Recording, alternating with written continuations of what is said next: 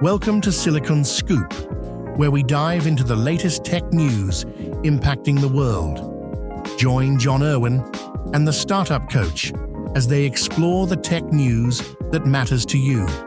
Stay ahead, stay informed, and now on with the show.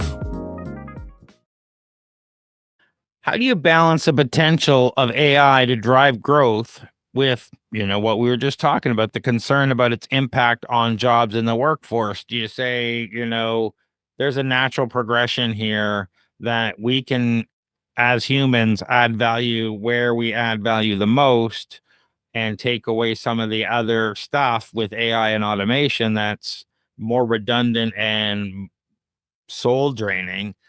Or do you say, like I said, this is inevitable at some point, costs have to go down and productivity has to go up. So embrace this or join in an industry that's not going to embrace this. Should I comment on this one? Sorry for throwing all this other stuff. So the question being, how do we balance those two challenges? One, our desire for AI as a driver of prosperity, and the other being the potential negative impacts of AI on people's jobs.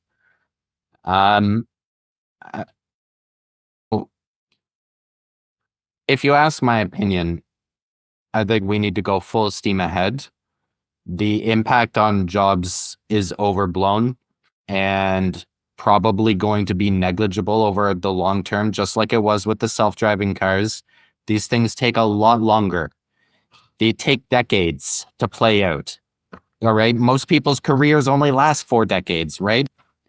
I honestly don't think that the concern that is shared by a lot of the Luddites is really in the same magnitude of concern as the benefits that we're going to derive from AI. And I think that any attempt to mitigate, I know we talk about job retraining, there's the obvious things that people can do to manage disruptive change. But I think there are a lot of people who are so old, they're just not going to learn to adopt AI.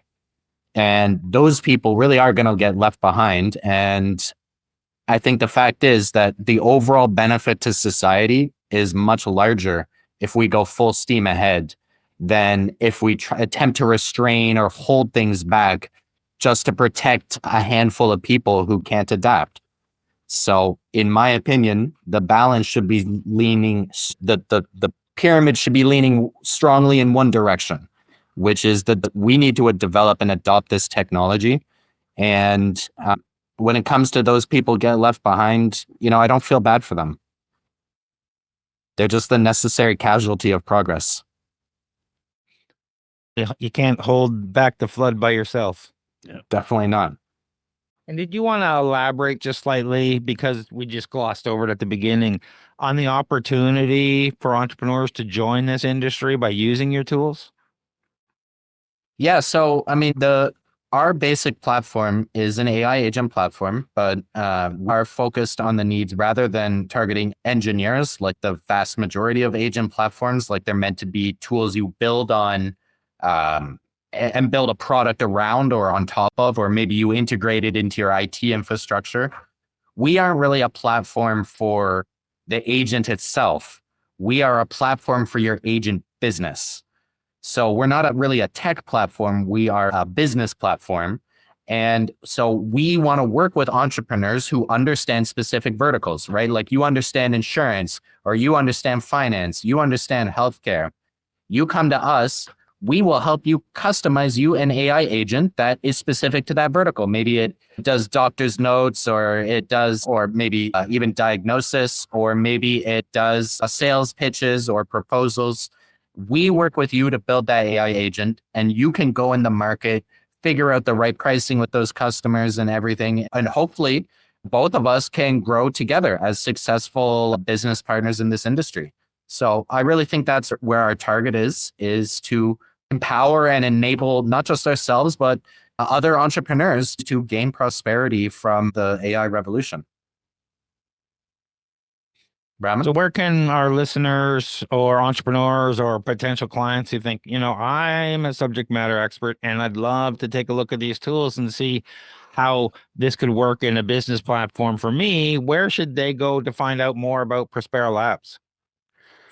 Our website is a good start, ProsperLabs.ai, or just email me and then we can get started there as well, Roman@ProsperLabs.ai. And then we can do some demos, onboard you onto the platform, show you around the platform, and then show you how we can help kickstart your business. And for those of you who are listening, the email and those links will be in the podcast show notes.